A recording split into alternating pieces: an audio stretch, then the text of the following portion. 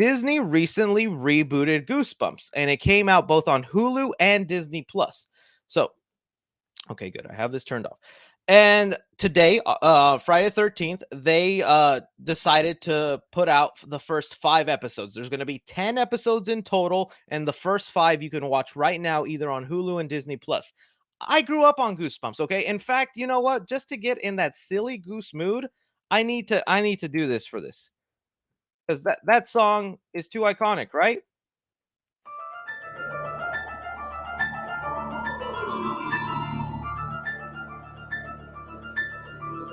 Where's that dog barking? I need that dog to bark. When that dog barks, the club went crazy.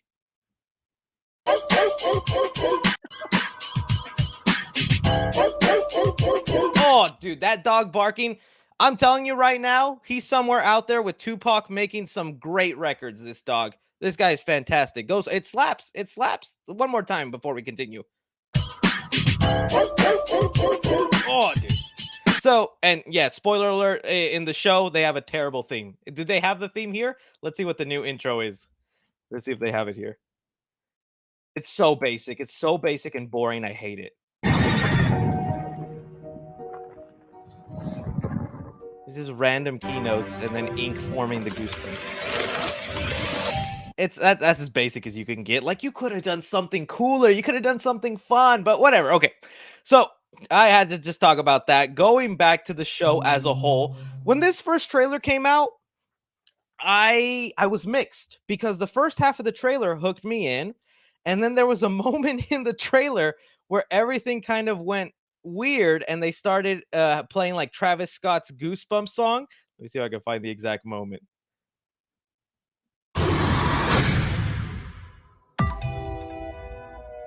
And then it just, goosebumps, show goosebumps, da da da da. So I was like, oh, dude, they're making this for the young generation. They're trying to hit them with their old little jammy jams. I like Travis Scott's Goosebumps. I just thought it didn't fit here. So I was 50-50. I didn't know how to feel about it. I'm gonna tell you this.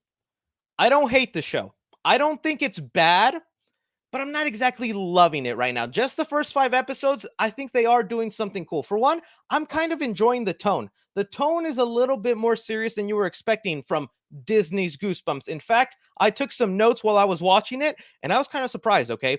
They had blood in the first episode, like straight up blood. A character falls off a roof, and he's like bleeding from his mouth. Then at one point, another character gets cut in the hand, and he's bleeding. I was like, okay, we got some blood in Goosebumps finally. I feel like we rarely ever got that in the old anthology show.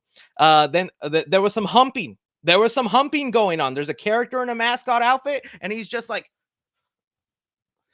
never clip that, okay? You're not allowed to show that to anybody. And so, okay, that was like some humping. I was like, Disney, you're pushing it here. Was this approved by Bob Iger? And then there were some bad words. And forgive me, Neke 30. I don't want you to get upset, but they said the B word. Okay, the female dog word. I was like, oh, no, they didn't. On Goosebumps? This is getting hot and heavy, Disney. And then there was a corn mention. There's a character who dresses up like Thor for Halloween.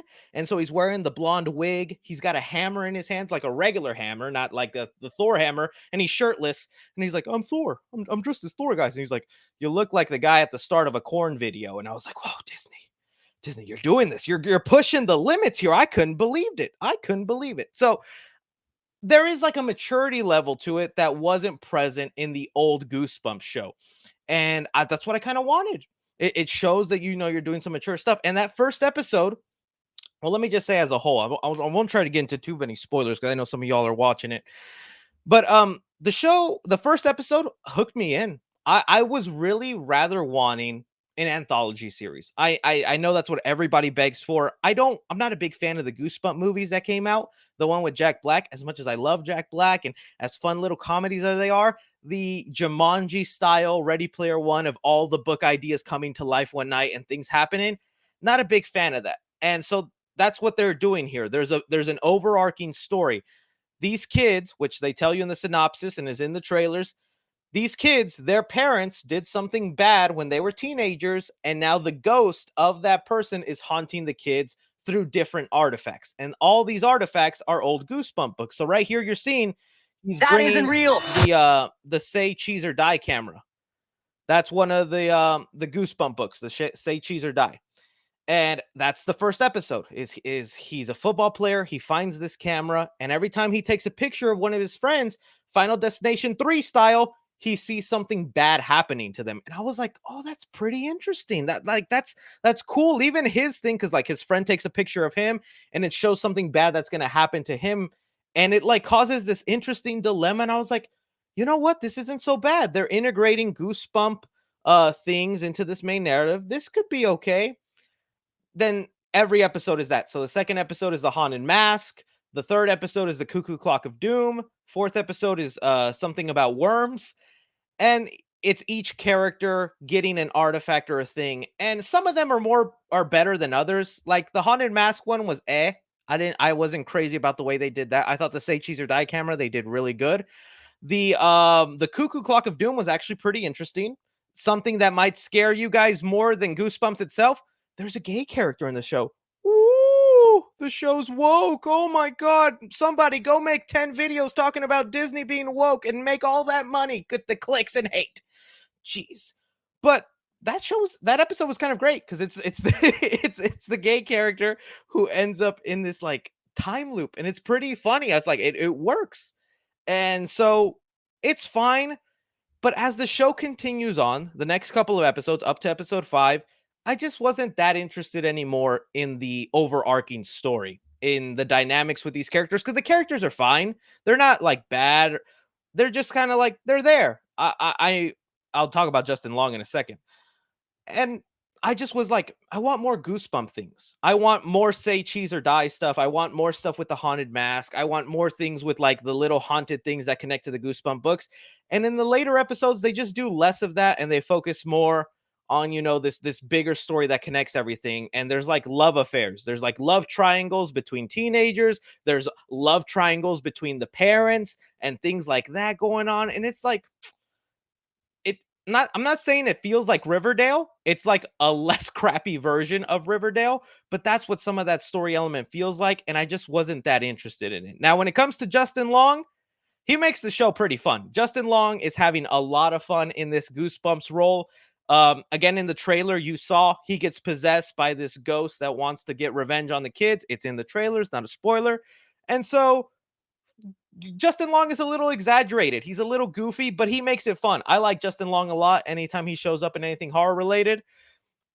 And here he's having a good time with it. I was enjoying what he was bringing to it. Now, the thing that I hope saves it is whenever Slappy comes in, because the episodes I have seen, 5 episodes, Slappy does not show up just yet. Let me see if I can pull up what new Slappy looks like, though, because there have been photos of him.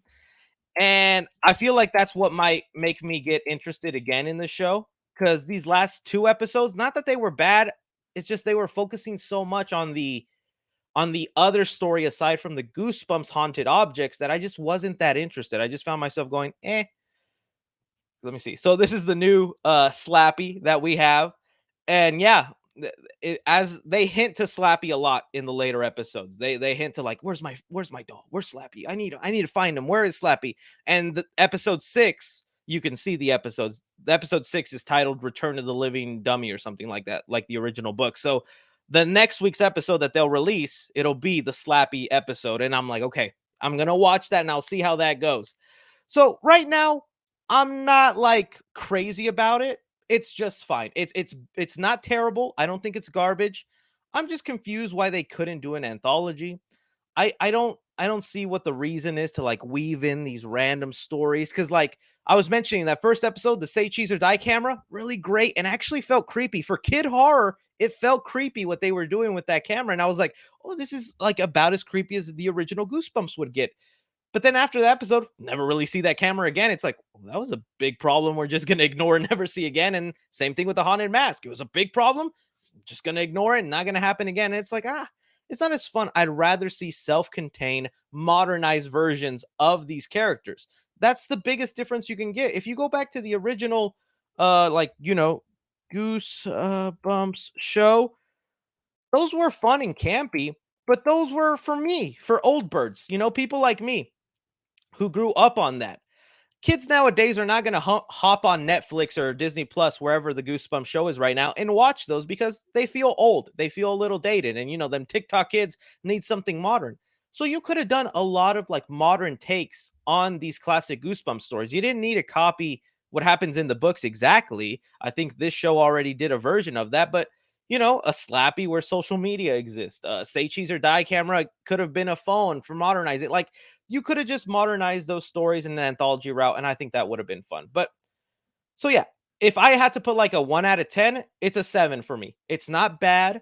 I'm just not that invested right now. Like, once the Slappy episode happens, I'm probably gonna enjoy it because I just always like Slappy. You know me and killer dolls or evil dolls. I always have a thing for them. Uh, but I could definitely see this being one of those shows where it's like, oh, the new episode came out.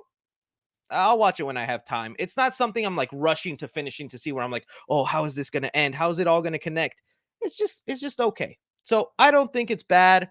Uh, it's really just fine. I could see a lot of younger kids really liking it. This would be a good introduction for younger kids who like Goosebumps because it's pretty all right. Yeah. Uh, so yeah, that's my thoughts on the Goosebumps show, and other people are giving it good reviews. Let me see if I can pull up. Uh, some people are loving it way more than me. I'm seeing some people who thought it was fantastic, and we probably have some audience reviews by now. See, look, it's an 82. Oh, 74 now. Okay, okay. See, 7. Audience score is 76. That's like what I'm saying. 7 out of 10. Let's see these reactions that other people are having. Let's see. Can I not click on them? Hello. What? Come on, Rotten Tomatoes. Let me read user reviews, my friend. Oh, maybe I have to click on season 1. Okay, there we go. All right, let's see these user reviews. Let's see what some people say. Just so you can get a more valid opinion that isn't just mine. Okay. So here we go. Uh I thought, hey, I liked it. It's so good, and I like Justin Long in this season. I agree. This one gave it a half a star. Watch the first episode and won't be continuing. Leave it to Disney in 2023 to produce a Goosebumps series that's inappropriate for kids, and at the same time, incredibly cringe for generations that grew up with the book and TV series. Okay, I won't go that exaggerated, but I think there's a reason the Goosebumps show was put on Hulu and Disney Plus because yeah, I like me. I'm the guy who says when I have a kid, I'm gonna let him see Nightmare on Elm Street, Friday the 13th, whenever my kid is like 10 or whatnot. But I might feel differently when I'm an adult. There are some mature things that, like I said, there's a moment where a character says, "I'm dressed like Thor," and someone says, "You look like a guy from a porno." And you're watching that with your kid. Kid's gonna turn around and be like, "Mommy, what's that mean?" And also there's parents cheating on each other. There's kids that are also having a like love affairs where like they're hopping around. So it's like I was surprised at that level of maturity. I'm not saying it's Degrassi or whatever of other skimpy show is out there. It's not to that level, but it's enough to where like a 9-year-old might go, "Mm, mommy, I think I like this Goosebumps." You know what I'm saying? Show was very spoopy. I liked it. Okay. I could not sit through this. The writing and dialogue was bad. Some of the dialogue is a little legitimately creepy. I do agree on the first episode. First episode was legitimately creepy. This is trash. They keep trying to please the 1% with the woke garbage, poisonous to my children and hard to watch. Turned it off after first 5 minutes. Don't waste your time. There you go. We have the woke bros coming in, getting sensitive like they do. The first episode was a little hard to get through, but as the second episode progressed and the third episode opened, I really got into it. I've read all the original books and I've seen every episode of the show. While it's not the exact same, I can comfortably say it's still Goosebumps.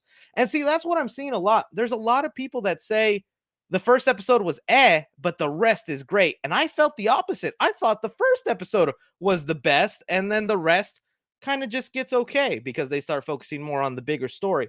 When I wanted more Goosebump related things, I want them to focus on the haunted objects and stuff like that. That reminded me of Goosebump books.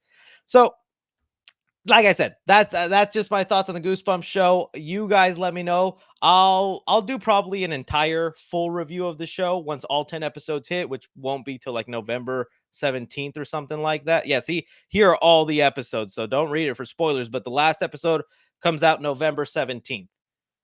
So, yeah. And like I said, episode 6 is going to be that slappy episode, it looks like, cuz it's titled Night of the Living Dummy. Kind of, I want to see the new Slappy. Bro, Goey Worms Monsters was awesome. Are you talking about in the Goosebumps show? Okay, yes. The worm monster was awesome. I agree. I just don't love the character that had the worm powers or the worm stuff infected. He's kind of like he's like he's like a surf dude, like bro.